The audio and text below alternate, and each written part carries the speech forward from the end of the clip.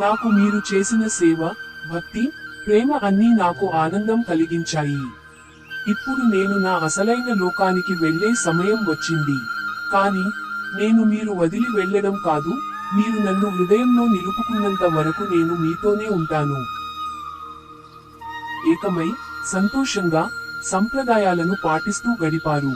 ఇదే నిజమైన గణనాథి పూజ ఫలితం. మీరు ఎప్పుడూ మంచి ఆలోచనలు కలిగి ఉండాలి, పరస్పరం సహాయ సహకారాలు చేసుకోవాలి. నా ఆశీర్వాదం మీ కుటుంబాల్లో సుఖశాంతులు నింపాలి. మీ జీవితాల్లో అడ్డంకులు తొలగిపోవాలి. మీరు సత్యం, ధర్మం, ఐక్యత అనే మార్గాల్లో నడవాలి. ఇప్పుడు నా నిమజ్జన సమయం వచ్చింది.